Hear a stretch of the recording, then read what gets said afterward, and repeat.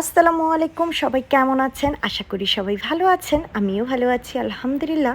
তো আজ শুক্রবার, এখন বাজে সকাল ৮টা। আজকে আমার ডাক্তার দেখার ডেট, যে কারণে হাজব্যান্ড আর ওয়াইফ সকালেই বের হয়ে গেলাম।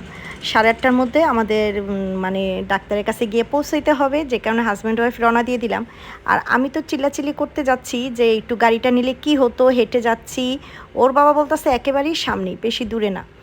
পরে গিয়ে দেখি আসলেই ৫ থেকে ৭ মিনিট আমার বাসা থেকে মানে যেখানে আমি ডাক্তার দেখাবো। পরে তো নিজের কাছেও খারাপ লাগছে যে চিল্লাচিল্লি করে আসছি যে আমি হেঁটে যাব না সকালবেলা। ওর বাবা তো একই কথা, সকালে একটু হাঁটো, শরীরটাও ভাল লাগবে দেখবা, বা সকালের বাতাসটাও ভাল লাগবে। বিভিন্ন ধরনের কথা বলে বলে এই যে হেঁটে চলে আসছি। আর আসলেই একেবারে বেশি দূরে না, একেবারে আমার বাসা থেকে ৫ থেকে ৭ মিনিট। তো আশা করি আজকে আমার পুরো ভিডিওটা দেখবেন। আমরা চলে আসছি, অলরেডি ভিতরে ঢুকে গেলাম। দেখি এখন যাচ্ছি, ভিতরে গেলে ভিডিও করতে পারবো কিনা জানি না, কিন্তু দূরের থেকে ওই যে পাহাড়ের বাসাগুলো কি সুন্দর লাগতেছে। এটা একেবারে আমার বাসার কাছে, বেশি দূরে না। ও রৌদ্র। তো এদিকে তো আমরা ভিতরে এসে বসেছি। আমাদের সিরিয়াল আর বেশি না।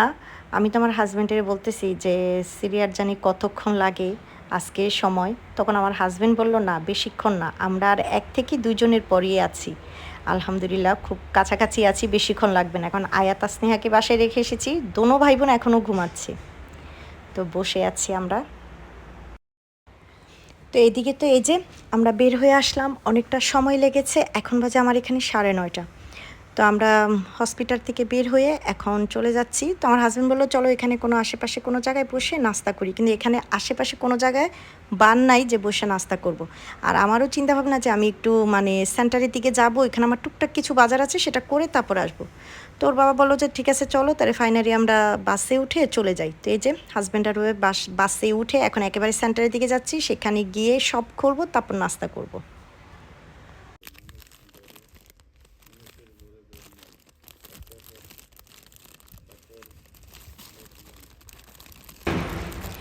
তো এদিকে এই যে দুজন আসার পর ওর বাবা নাস্তাটা নিয়ে আসছে শপে, কারণ সব বন্ধ করে আবার কোথায় গিয়ে বসে খাবো, দেখা যায় সকালবেলা কাস্টমার কখন আসে না আসে, সব বন্ধ থাকবে।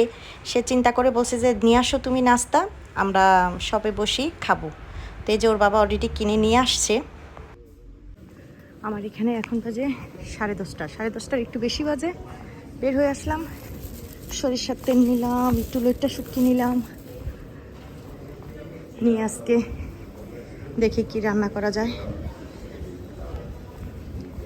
বাস স্টপে যাচ্ছি, ছেলে মেয়ে তো বাসায় আছে।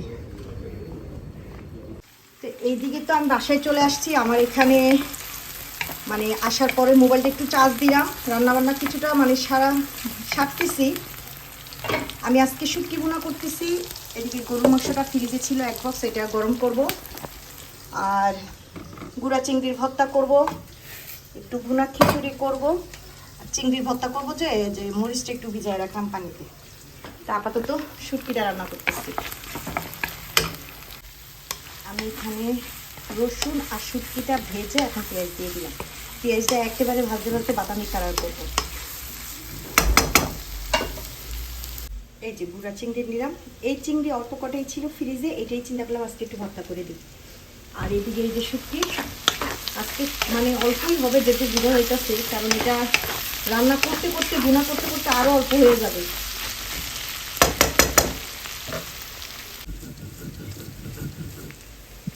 এই ভর্তাটা করলে 2 দিন আবার মানে ফ্রিজে রেখে রেখে খাওয়া যায়, একটু ডিম ভাজি কইরা। আর চিন্তা করলাম অনেকদিন ধরে একটু গুঁড়া চিংড়ি আছে ফ্রিজে, ভর্তা করে দিই। এখন একটু সরিষার তেল দিব। এই সরিষার তেল নাই দেখে আমি এতদিন ভর্তাও বানাইতে পারতেছি না, আর আমার হাজব্যান্ড আনবেন বলে আনে না। তো আজকে ফাইনালি আমি নিয়ে আসলাম। তারপরে একটু রোডটা শুটকি কিনলাম। নেই তো আমার একটু দাও তো। লবণ নিছে। এই যে ভর্তা, এই যে শুটকি ভুনা, লোকটা শুটকির ভুনা, এটা আরও হবে, আরও ভুনা করবো, একেবারে তেল উঠবে পাচারও কিনারে বেশি। আমি এখানে একটু হলুদের গুঁড়া, একটু মরিচের গুঁড়া, আর পানি কিন্তু দেওয়া যাবে না, জাস্ট আমি একটু হাত দিয়ে এভাবে একটু পানি দিই এই। আর এটারে শুধু এখন ভাজা ভাজা করতে হবে, এভাবে নেড়েছে। আর এই যে গরুর মাংসটা গরম হয়ে গেছে। কি পরিমাণ গরম! এই গরম দিয়ে আমি আজকে খিচুড়ি রান্না করছি, কারণ আমার ছেলে আর মেয়ে গতকাল থেকে শুরু করছে তুমি খিচুড়ি রান্না করো না। বৃষ্টিও তো হয়েছে মাঝখানে, কই বৃষ্টির দিনেও তো খিচুড়ি রান্না করো নাই। তো চিন্তা করলাম আজকে যা ফাইনালি রান্না করে দেই। কালকে তো শনিবার, সাপ্তাহিক যে বাজারটা বসে দেখা যায় ওর বাবা আর আমি সারাদিনই শপে থাকি।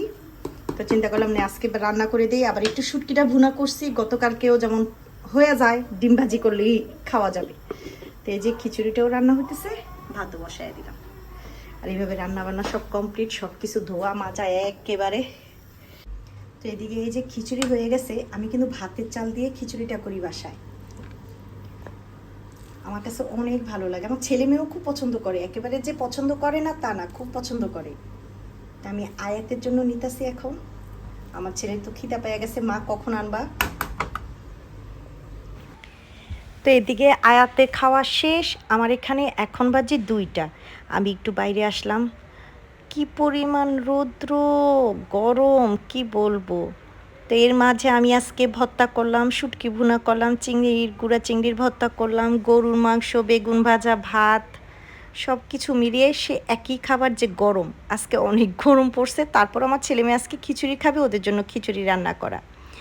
তো এই তো আজকে তো শুক্রবার, আমার হাজব্যান্ডের আসতে একটু দেরি হবে নামাজ পড়ে। তো আমি একটু বারিন্দায় এসেছি, ও আসলে তারপর আমরা একসাথে সবাই বসবো। তো আজকে সারা দিনের আমার একটা ছোট্ট রেগুলার ব্লগ আপনাদের সাথে শেয়ার করেছি। যদি ভালো লাগে তাহলে অবশ্যই লাইক আর কমেন্ট করে জানাবেন। আর সবাই আমার পরিবারের জন্য দোয়া করবেন। আজ এই পর্যন্তই, আল্লাহ হাফিজ।